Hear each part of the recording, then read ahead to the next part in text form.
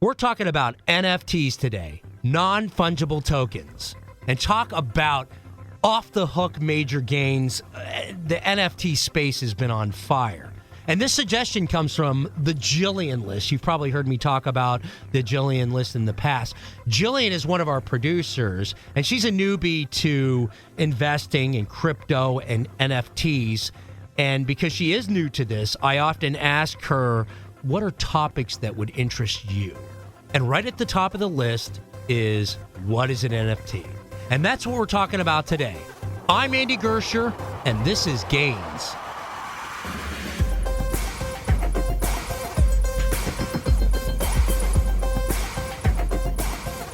All right, let's bring on Adam Hollander, founder of Hungry Wolves NFT and the digital world White Sands. And then there's two websites, hungrywolves.com, that's for the Hungry Wolves NFT, and then whitesands.game, and that's for the White Sands Metaverse. Adam, great to have you on the Gains podcast. How you doing, man? I am doing stellar. Thanks for having me. Let's start the conversation on NFTs. The Gains listeners, a lot of us trade, buy and sell crypto. Maybe some of us have played in NFTs. A lot of us are degenerate risk takers. We've been in the meme stocks. Are you a degenerate risk taker as well, Adam? Oh, of course I am. Yeah, my man. All right. So this is kind of the area that, is the sweet spot for the Gains listeners. But there's various levels of knowledge. So let's just get into the basics, the 101. And, a lot of us are familiar with cryptocurrencies, which uses blockchain technology. NFTs, non-fungible tokens, are very similar, but there is a difference. So I think to start the conversation off first, Adam, explain what an NFT is and how it is different than the cryptocurrencies that we trade, from Ethereum to Doge to Sheeb and so forth. Sure. So just start there, Adam. What is an NFT? And, it uses blockchain technology, and how does that differ from crypto? Sure. So imagine that you walk into a museum and you see a painting that's up on the wall. Now, you could take a photo of that painting with your phone. You could go to the gift shop. You could buy a print, but neither would be worth very much. The reason that the painting that's up on the wall is worth what it is because it's the original, and you can prove that it's the original.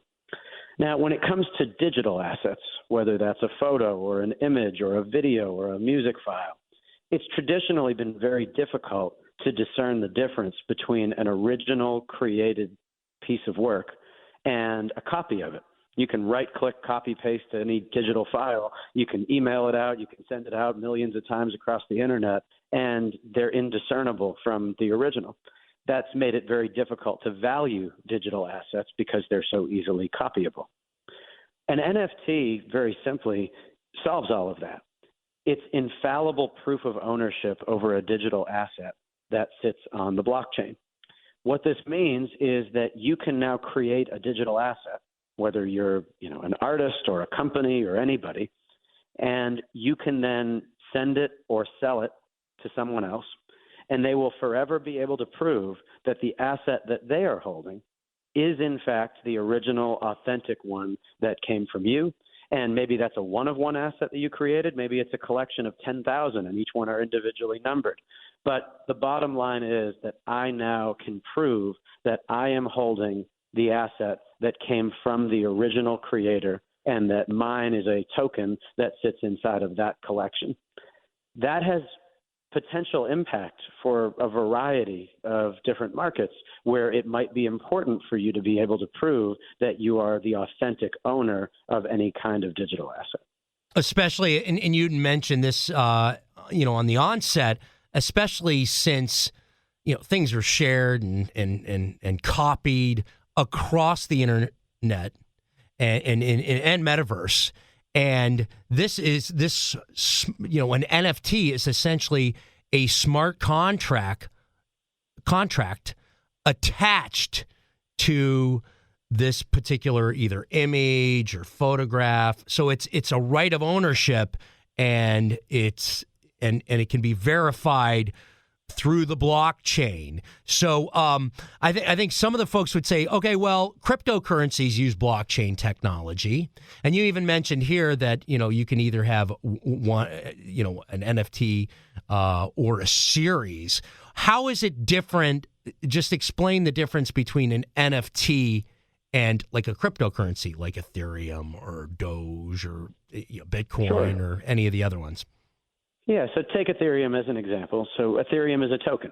And so if I own one Ethereum and you own one Ethereum, then there's no difference between my Ethereum and your Ethereum. It's a currency. Interchangeable for interchangeable, fungible. For each token, right? Fungible, right. Now, when you talk about something that's non-fungible, not copyable, then what we're really talking about here is something that sits on the blockchain. But what an NFT really is at its core is just a token ID that sits inside of a contract on the blockchain. And so there's, to your point, a smart contract that is deployed that has a unique address. That contract allows a certain number of individual specific tokens that can be minted or created against it. And then you can send those out and people can prove ownership. And so you take, one of the most popular NFT collections right now, Bored Ape Yacht Club. There are 10,000 Bored Apes. And each one of them is an image of a cartoon ape with a variety of different randomized traits. And so some have leather jackets, others have laser eyes, some have brown fur, gray fur, blue fur, different background colors, et cetera, et cetera. And the combinations of those traits make some more rare than others and therefore more valuable than others. Now, there are 10,000 Bored Apes inside of that particular smart contract. There will never be more than 10,000. It's capped off in the contract, and it's provable. Yeah, real quick question, Adam. Just a real quick question for that particular example. Okay, so in that blockchain project, there are 10,000 separate NFTs, each representing a different image. In that case, correct. Okay, yes. And there's only one token for each image, correct? Correct. Okay. Each token ID is then associated permanently with that image.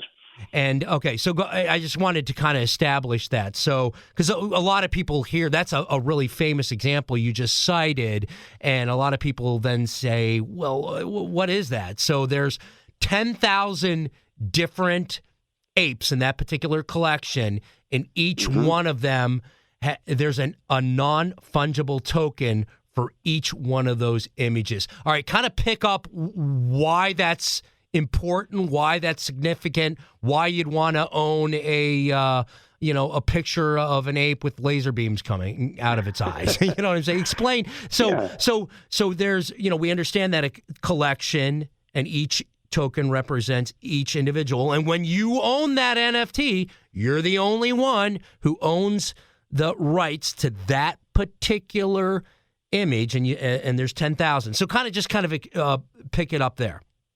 Yeah. So let's talk about why would you want to own an NFT at all? Okay. Yeah. Why would you want a digital image that has a token ID that's sitting on the blockchain that you can prove is yours? And so there's a variety of different answers to that question. Now, some of these are being invested in purely speculatively. And so people release a collection of a very limited number of assets, and then people buy them thinking that because of their rarity or their scarcity, that maybe somebody else will pay more money for it the following day, the following week, and they invest on that basis. Now, I would tell you that I'm not a big fan of that aspect of NFTs. Not to say that I don't buy NFTs as investments because I will believe that they're going to be worth more money, but I don't believe they're going to be worth more money purely based on the idea that other people will assume that they're worth more money. What I care about more are the utilities of the NFTs themselves. An NFT in cases of real projects represents membership into a community. And so, for example, if you were to purchase a Bored Ape and you were to tweet about it, I can pretty much guarantee you that you're going to get thousands of new followers, hundreds of comments with people super excited about the fact that you aped into the club. You're going to then go into the Discord and you're going to have thousands of other people that are going to be excited to welcome you into that particular community. I was at a party last night and I bumped into someone that also owned a Bored Ape, and we got to talking. Turns out that he just sold a company and made a lot of money, and he's starting a new project, and he was learning about the things that I'm working on, and we were networking. The number of opportunities that I've had by actually speaking to other people that own NFTs in that collection are numerous at this point. The other thing is that the founders of the project, think of it more like a company, bestow utility onto the owners of the NFT. And so it all started in the very, very beginning of that NFT collection, where there was just a website you could log into, and it was called The Bathroom, and you could change the color of pixels up on a wall and create images that other people could see in a public setting. Now, you might say, well, that's not particularly attractive utility. Why would I care about doing that? But it was just to prove the concept that by owning an NFT, you could do something that you can't do if you don't have that NFT in your wallet. Since then, that project has created a variety of other collections that have turned out to be, in many cases, extremely valuable. Some sell for tens, if not hundreds of thousands or millions of dollars, and they bestow those NFTs directly into the wallets of those that own the original apes. They held a physical event called Ape Fest in New York City, where they had Chris Rock do a comedy set. They had the Strokes headline. The only way to get into the club was to own the NFT. There's a variety of different ways that projects create utility for the NFTs that they've created and the folks that are holding them. You look at my project, Hungry Wolves is just an example. So Hungry Wolves is a gamified project. And so by owning your wolf, which is very similar, at least in concept, to a Bored Ape, it's a generative 3D wolf, one of 6,000 inside the collection. But once you own it, you can enter our website, and then there are game features. So you can join a wolf pack, which is like a guild or a clan, and other games, and then you can communicate and strategize with your pack mates. We airdrop what we call scrumptious sheep and little lambs into the wallets of the wolves every month on the full moon in real life. You can eat those sheep and lambs to earn dominance, and then you can use that dominance to challenge other wolves in the context of the game, as well as even to upgrade traits over time to change the visual appearance of your NFT. And so there's a variety of ways that you can attach legitimate utility to holding an NFT. And so for me, what I've learned over the last year or so that I've dove so deep into this world is that you can buy an NFT speculatively because you think you'll make more money. You can do that, consider it a very risky gamble, and I call it a gamble much more than I would call it an investment.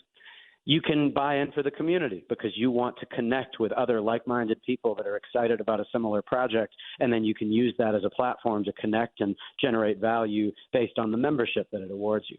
Or you can focus on the actual utility of the NFT as promised by the folks that are building and running these collections and treating them like companies with things like game mechanics or other value in real life or digitally in terms of your crypto wallet, physical events, et cetera, et cetera. Yeah, you're gone through a lot of these things here. Okay, first of all, I just want to throw in a little point here. If you know about NFTs, you're active. You talk about the community. Hey, for you folks, you single folks out there, you're attractive to other people. You're more attractive to other people if you know about cryptocurrencies, NFTs, if you actively trade. Just a little sidebar. But hey, it's worth a mention. People certainly think you're cooler. But all kidding aside, I think a lot of people, think about NFTs as just these pics, like these Bored Apes. You mentioned your wolf pack. But as you've explained it here, boy, you can take this in a lot of different directions. It can mean being part of a group. It can mean something. I was thinking if you maybe you use this as, say, the image that you use is turned into a T-shirt or monetized in some way. Because you have ownership. Let me actually give you an example that I think will appeal to the gamers out there and put this into real context of the magnitude that this could turn into. Okay. So let's say you're playing a video game on your Xbox, and you go through some quest or you do some really difficult thing, and maybe you get a helmet or a sword or whatever it is, and it goes into your inventory, and you're really psyched that you got it, and you're proud that you have it. But then let's say that you decide a month later you don't want to play that video game anymore. And so then you don't turn it on. That means that the thing that you worked so hard for is now stuck inside the bounds of that particular game. But take a step back and imagine if when you earned that helmet or that sword, if it awarded an NFT into your wallet. Well, then you could potentially go and launch a completely different game and have utility over the way that that item is utilized inside of that game. And so the metaverse that I'm building, White Sands, imagine that, this is, by the way, an interconnected network of 10,000 very, very vast worlds that developers are building on, and we're creating master planned communities and otherwise. But, you're going to be able to, using what's called World Token, which is a currency like Ethereum, but it's a ERC20 token on the Ethereum network. You'll be able to go into a world and fight a dragon to save a princess from a castle, and maybe you earn some World Token for doing that. Then you walk through a portal, and maybe you use the World Token to go and play a round of golf. And then while you play that round of golf, maybe you get a hole-in-one on the 17th hole, and you earn World Token as a result from doing that. And then you decide that you're going to enter through another portal, and you go into a virtual DMV to customize a license plate on a vehicle that, you bought with World Token the previous day, and you drive that into your garage, into a master planned, beautiful home that you invite your friends over to listen to music or play poker or otherwise. This is a vast digital metaverse. And what's underpinning all of it, the building blocks for it, are NFTs. And so that house that you own is an NFT. It proves that you own the land at those coordinates, and it allows you to customize and it allows you to build. Basically, a right of ownership in the metaverse. It's a right of ownership in the metaverse that you can take with you. And so we have the ability inside of our piece of this metaverse where we could say, you know what, if you own a Bored Ape, we're going to do something cool for you inside of our world. Here's an entire part of the map that you can enter that nobody else can. Oh, that's interesting. That's interesting. We might say that if you have a Bored Ape inside of this world, that your avatar changes to look like your ape. We might say that if you have a Bored Ape, that you get other benefits in terms of, health or stamina inside of other kinds of games. And so imagine if when you got that helmet or sword in my original example, if there was a list of 20 other games that had made the decision that if you own that thing that you can only earn in this one way, that it has additional utility in all of these other ways inside of whatever it is that they're building. The NFT is how you control ownership over the things that you actually earn in the context of this example that I'm giving. And because it's on the blockchain and because it's owned in your wallet, not inside the confines of the four walls of the original video game, it opens up tremendous integrated possibilities for the way that you might get additional utility from that over time. And gaming is just, of course, one example. We've talked a bit about collectibles. We've talked about art. We've talked about gaming. But, NFTs have implications in terms of real estate, in terms of medical records. There's all sorts of ways that it's going to be very important for you to prove ownership over a digital asset in a way that can be authenticated.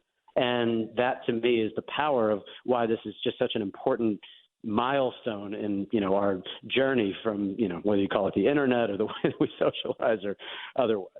We're going to go take a break really quick here. When we get back, I'd like to specifically talk Hungry Wolves and White Sands, and I want to talk about the two projects you're working on. We've kind of established the basics here, and, as we're talking, the amount of utilities that can be done is just, there's no end to all the options and where you could take this technology. But hey, real quick, be sure to subscribe, follow, and leave us a 5-star review on Apple Podcasts if that's an option for you. And as always, subscribe and turn on those notifications so you know when a new episode drops. We drop Gains episodes on Tuesday and Thursday afternoons. And we'll be right back with Adam Hollander, founder of Hungry Wolves NFT, the website hungrywolves.com, and then also the virtual world White Sands and the website whitesands.game. We'll be right back. If you enjoy learning about Chicago and its communities, culture, and people, you will love Shades of the City. It's a new podcast from News Radio WBBM and Odyssey, hosted by me, Lauren Brown, where I pass the mic to the people and allow them to tell their stories their way. Subscribe now on the Odyssey app or Apple Podcasts, and stay tuned every other Friday starting March 11th for new episodes. All right, we're back with Adam Hollander, founder of Hungry Wolves NFT, the website hungrywolves.com, also founder and creator of the White Sands Metaverse, the website whitesands.game. It's plug time, Adam. Any other plugs that you can give the Gains listener, websites, anything you want to plug right now, share with our audience? No, I think you did a great job in terms of sending folks to the right places. Both of those projects have Discord communities, which you can access from the website, and that's definitely the best way to learn about them and really understand, the mindset of the other people that are involved in the project. So we were talking about Bored Ape NFTs kind of in the first part of our conversation, but yours is Hungry Wolves, and the website, check this out, hungrywolves.com. So let's talk about your project specifically. Hungry Wolves, explain what that is. People who are familiar with the Bored Apes and that collection of 10,000. You have a collection of Hungry Wolves, and there's a gaming component as well. So let's just start with Hungry Wolves. Explain that, Adam. Yeah, happy to. So Hungry Wolves is a generative collection of 6,000 unique NFTs on the Ethereum blockchain. Each one of the token IDs is associated with a unique hungry wolf, which are 3D generated images that are all unique from one another based on dozens of different traits, millions of potential combinations, and therefore associated rarity. And so certain wolves have different fur colors or eye types or clothing on or backgrounds or items that they're holding or interacting with. And so some of those traits are very rare and some are very common. And if you roll the dice enough times and you get one with several rare traits, then it becomes very rare in the context of the overarching collection. 3,000 of the wolves are what are called alphas, 3,000 are betas. And the utility of that collection, beyond the fact that it just has an incredibly welcoming, amazing community that I believe is a very, very good place to start as far as somebody's NFT journey, is the fact that they act as your game piece in an ecosystem that we've created. And so you can then take your Hungry Wolf, connect your Ethereum wallet in a website that we've built, hungrywolves.com, and from there you can enter the Wolf's Den, which allows you to join a wolf pack, and that's based on the traits of your wolf. And so if you have certain traits, you might be eligible to join the party pack or the dark pack or so this is kind of where these unique different traits come in, because it might give you different access. I'm looking at one right now that kind of looks like the zombie wolf. You'd see its brain, its rib cage. Wolf might join Dark Pack. If he was wearing a party hat, maybe he could join the Party Pack. And so, so some of these features, that's why some of them are a little more unique than others, is because of some of these different features. Go ahead, continue. Yeah, so once you join one of these 10 wolf packs, which acts like a guild or a clan in a traditional game sense, then it opens up a Discord channel where you can communicate and strategize with your fellow pack mates. And from there, we airdrop you. That means that we give you new NFTs in your wallet once a month, every full moon, what we call scrumptious sheep and little lambs, which are unique NFTs in their own right. They have different rarity associated with them. So some months you might get a mythical scrumptious sheep, and other months you might get a common scrumptious sheep. How many sheep are there? Like how many? Like when you mentioned, so you have all these wolves, and you're giving all these wolves sheep, and you said each individual one that is delved out to each wolf gets a sheep or a lamb every single month, and it's completely different. Means that every month there are 6,000 new ones created. Okay. But at the same time, then it goes in the other direction, because the collection's called Hungry Wolves for a reason. The wolves like to eat. And so in our Wolf's Den, you can go in and you can eat and consume the sheep NFTs. If you do that, they disappear out of your wallet. And what happens in lieu of that is that you earn what's called dominance. Dominance is, for all intents and purposes, a score or a stored currency. And if your wallet has a certain amount of dominance in it, then you can do things with that. And so we're building features right now that are going to allow you to use that dominance in a store-like atmosphere so that you can change and upgrade the visual traits of your wolf. And so maybe it has a regular party hat, but you want it to have a diamond party hat. Then you'll be able to do that, and the visual image of your wolf will actually evolve and change over time based on your participation in the game. Can you hold off from eating your sheep and sell it to another wolf? You definitely can sell the sheep, and there's a secondary market for those. And there are reasons why you might decide that you want to earn dominance more quickly and pick up sheep on the secondary. There are reasons why you might want them at certain times, because we are launching wolf pack competitions, which allow you to determine in conjunction with the other members of your pack how much dominance can you earn in very specific periods of time. That then gives you extra value in the context of the game. You can challenge other wolves for dominance. And so if you put up a certain amount and they put up a certain amount, then you can battle, and you might earn dominance in that way, or even steal the metadata trait of alpha from them if you're a beta wolf, and then become an alpha and get other benefits. And so this is a very interactive, community-driven, competitive game that we've built that uses Ethereum NFTs as its foundation. And so you have one of these, and of course, you can use it as your profile image on Twitter, and lots of people do, and they, associate it with their digital identity. There's a community of people that you can talk to and interact with, but there's also a game that sits behind it, and the only way to play and participate is to own one. I will also note, though, that we just released a second collection that's connected to Hungry Wolves called Runts, which are baby wolves, and these are completely free to mint. And so unlike the Hungry Wolves, which minted for, several $100s USD, of course, the equivalent of Ethereum, and right now on the secondary market also cost hundreds of dollars for anybody willing to sell one, you also can start down the path of joining this community and even participating in some of the game mechanics by minting a runt completely free. This is another generative collection, very similar in terms of 3D quality and generative traits and rarity and everything I mentioned. The big difference, though, is that it's what we call an infinity mint, and it's never going to end. And so it doesn't have the associated scarcity, and therefore probably even the associated monetary value on the back end, but it does allow you to mint an NFT that you consider to be your own. It allows you to join the Discord, the community, wolf packs, and we consider it more like a free-to-play layer into the ecosystem that we've built that gives people the ability to mint an NFT and experience what this whole ecosystem is like with a very low barrier. So Adam, real quick, my question for you is, where is the game occurring? I mean, so you're buying the NFTs that will give you access to the game, and we've talked about some of the aspects of this. Where is the actual game that you're using the NFTs? Where's that sit? So we have a web app that we've built where you can interact with that through any web browser, and that's where you participate in a lot of the kinds of mechanics. Where do we find that? Just hungrywolves.com. It'll link you to all the okay, so places.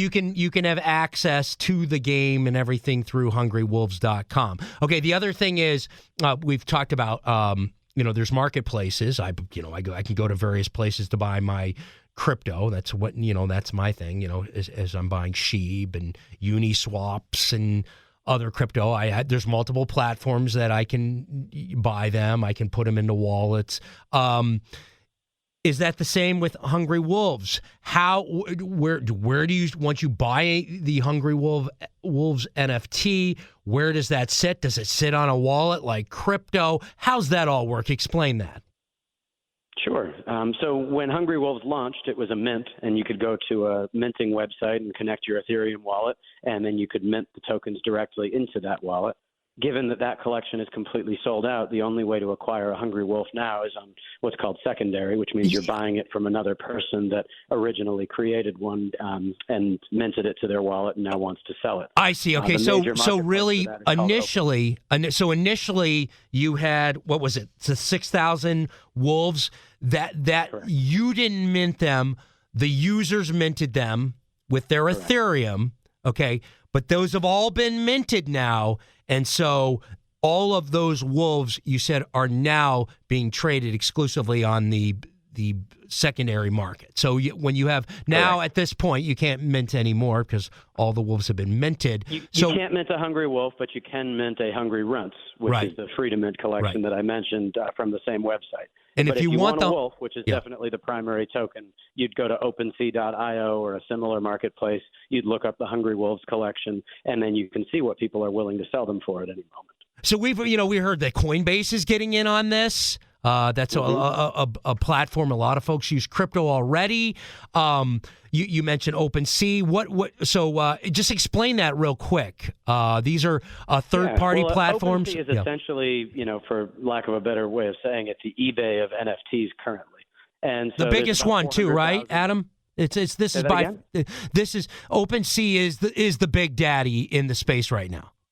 Right now, it's the site that's used more often than any other by a large margin. Okay. There's about 400,000 people that log into OpenSea every single month. But and explain Coinbase has 68 million monthly active users, quite a bit more than 400,000. So when Coinbase launches its NFT marketplace, which will be a direct OpenSea competitor, then it's not crazy to think that we're probably going to see a pretty large influx of people at least interested in understanding NFTs and maybe investing in them because they already have a UI with crypto in it that now they can click one additional button and start looking through and buying NFTs. And so that's something I'm personally very excited about. It's interesting you mentioned that because I saw the exact same thing with Doge.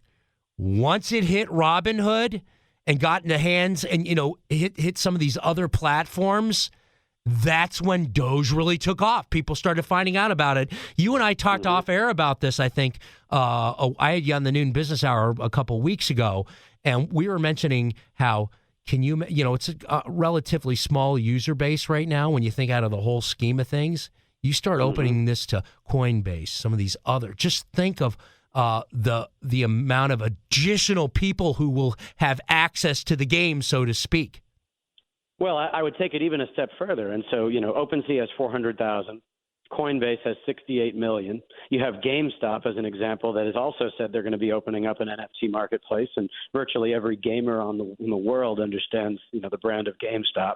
But where this really takes off is when you start thinking about a metaverse. Because there will inevitably be billions of people participating in the metaverse. There will be a digital landscape where you can play and learn and interact and conduct commerce and work and do all sorts of things that you do in the real world, but in a digital one. And it's not as far away as people think. My White Sands project is launching next month. And we have built a miraculously beautiful digital world where you can own digital real estate and master planned communities. We're building experiences. We're connecting to thousands of other interactive experiences that are being built by other developers. And this whole concept from like Ready Player One of, going into the oasis and deciding how you want to spend your time and, having a connected economy and the ability to interact with people and be able to do it on any device, Xbox, PlayStation, Nintendo, your computer, your Oculus, whatever it is. This is all almost here. Is it one real quick question about White Sands? Sure. Is that something similar? A lot of us are familiar with like Decentraland, and we use Mana as the currency. That's a really, really good comparative example. So White Sands is built on a platform called NFT Worlds. And for a variety of reasons, I am far, far more bullish on using NFT Worlds as a technology foundation than I would Decentraland. And the reason is because NFT Worlds is built on the Minecraft engine. And that means that there's 140 million players that already understand how to build and create experiences. It can be used on any device, whether that's your console, like an Xbox, PlayStation, your virtual reality headset, your computer, your phone. And so making it that accessible is a very, very important step. But the other piece to it is that because there's a token that sits underneath the ecosystem, very similar to Mana, it means that these 10,000 worlds that individual developers can now build their experiences on and create massive, massive games and other types of content, they can all be interconnected together, not just by the NFTs that you own, but by the economy and the token that sits underneath them. And so just a real quick question there, Adam, real quick on this. So you're saying that all the worlds built on this platform you're talking about, components can be transferred throughout the world. Is it all interconnected then? It's all interconnected. Wow. So a single NFT world, by the way, you could fit Decentraland into a single world. Okay. And so there are 10,000 of these worlds. They're almost infinitely large in terms of their geographic presence. And so what this means is that any developer can purchase an NFT world. They can create a massive experience with tremendous complexity. They can then build portals and gates to the other 9,999 worlds being built by other developers with a standardized economic token that moves between them. And as I mentioned earlier, the ability for those worlds to partner with one another to create utility for items that you might earn in one. What's the crypto that's used in that? I'm just curious. It's an Ethereum-based token called World Token, WRLD. WRLD. Okay, I'm going to put that on my list. Okay, sorry to interrupt you. Go ahead. I think you'd be very happy that you did. I'm very bullish on a variety of reasons why I think this is the right technology platform to build an accessible metaverse. So WRLD is like the mana. Is WRLD is the token for this particular platform, much like mana is the broad token for Decentraland. You got it. Okay. Yes. All right, go ahead. Continue. Sorry. That's okay. What I was going to say is that, for me, I'd never played Minecraft before. I always thought it was this 8-bit, kind of blocky, UI and ecosystem. What I didn't understand is that with the right mods, the right shaders, the right texture packs, you can create amazing looking things using the Minecraft engine.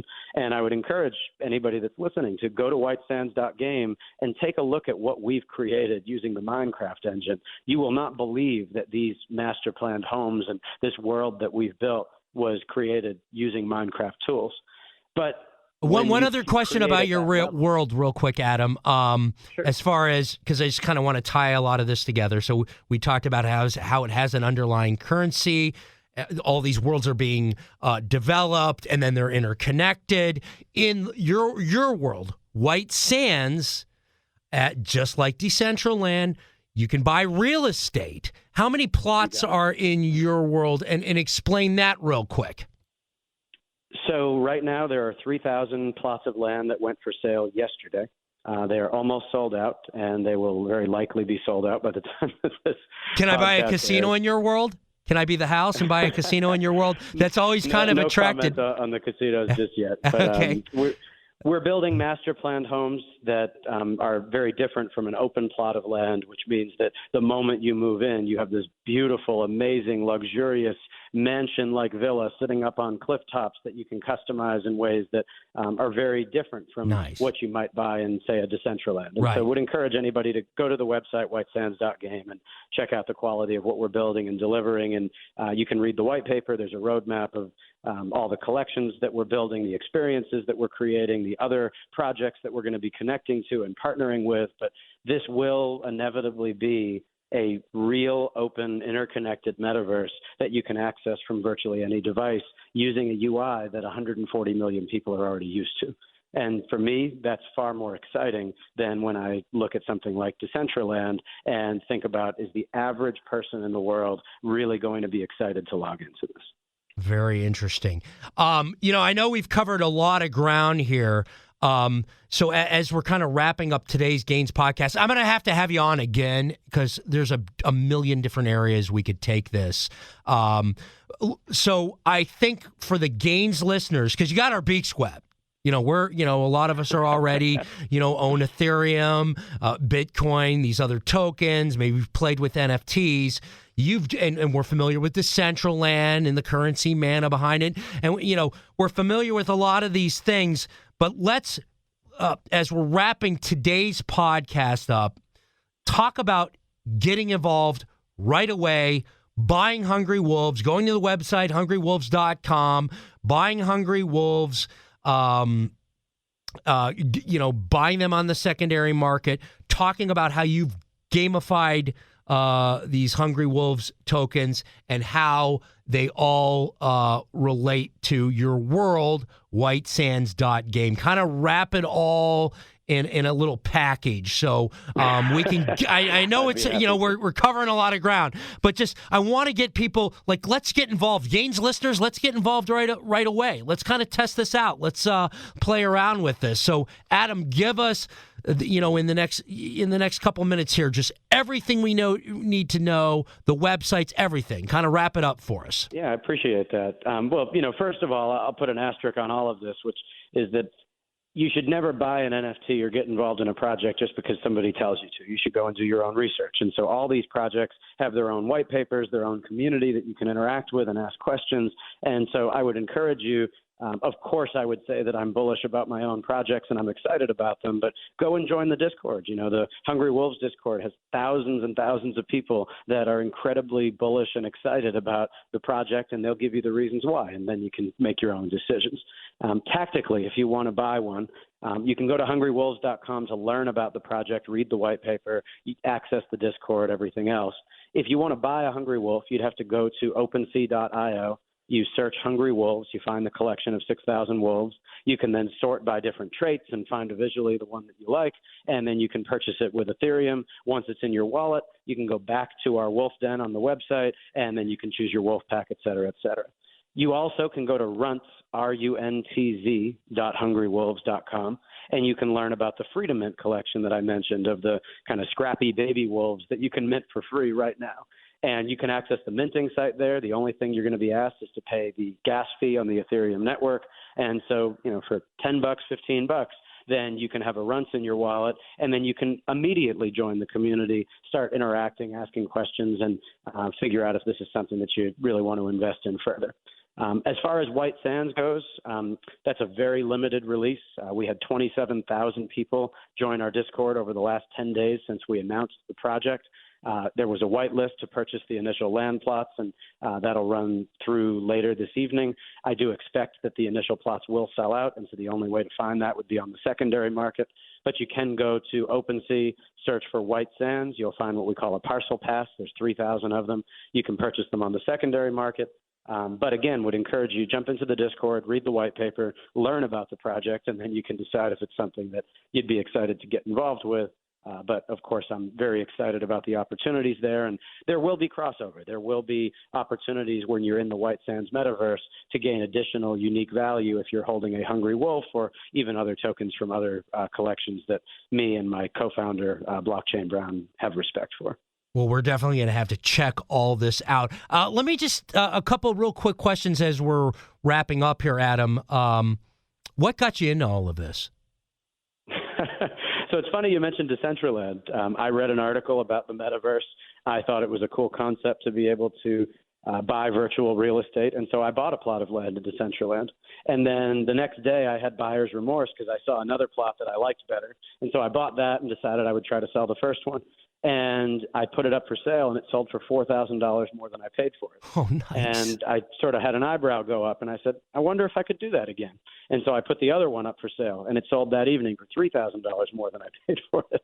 And that was the moment where I said, all right, I can't just be buying these things for fun. I need to learn about what the heck all this is. And I started doing tremendous amounts of research and reading and talking to people. And I got involved in, and of course, Bored Ape Yacht Club and dozens of other generative projects, and learned what it was like to join these communities and really understand the world.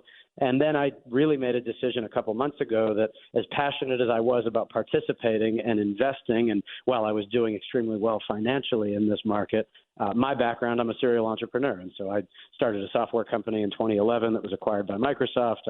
I was chief operating officer of a medical education company that just raised $25 million, and I helped grow it from 4 to over 100 employees.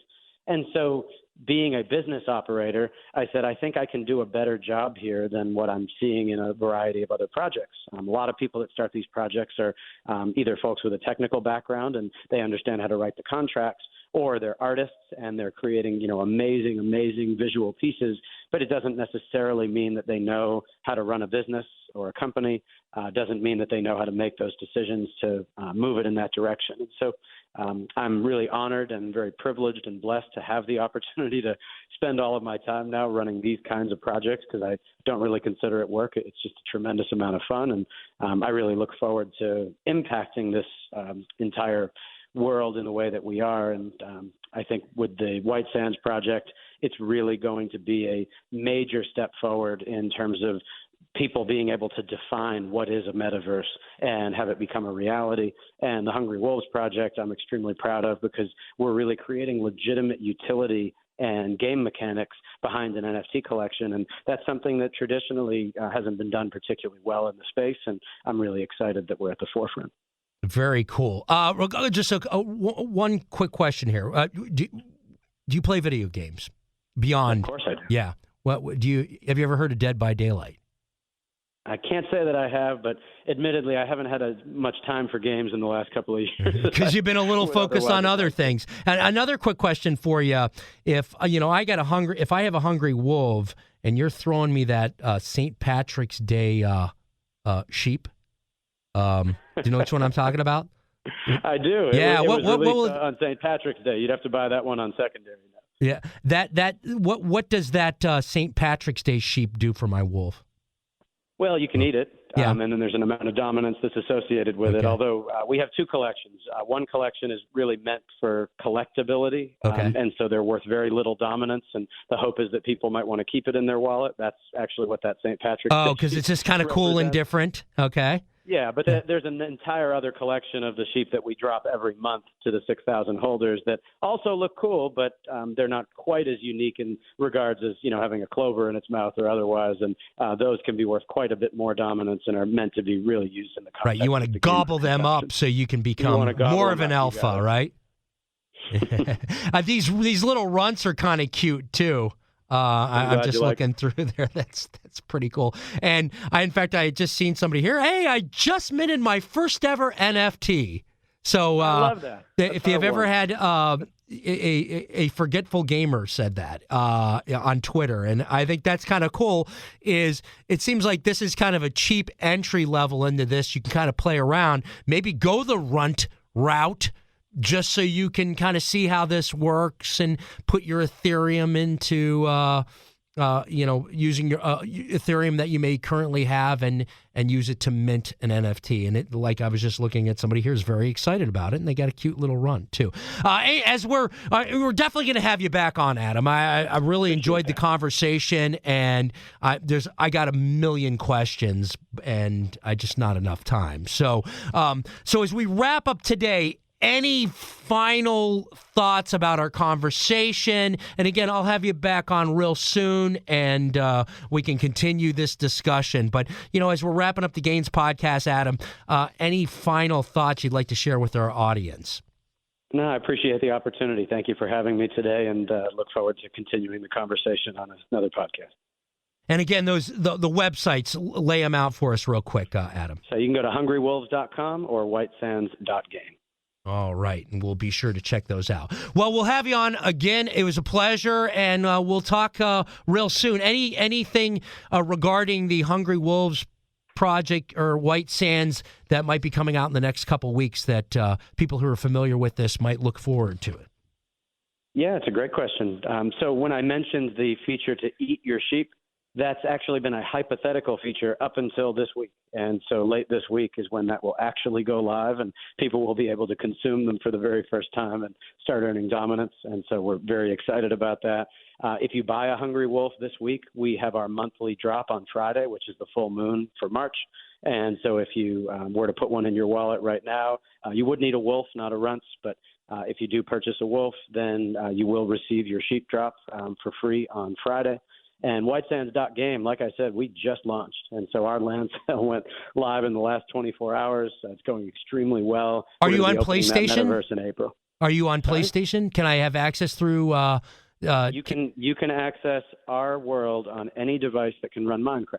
And that means you can access it on PlayStation, Xbox, Nintendo Switch, your Oculus headset, your computer, or otherwise, and you're going to be able to access this as well as, by the way, any experience that's built on the other 9,999 NFT worlds.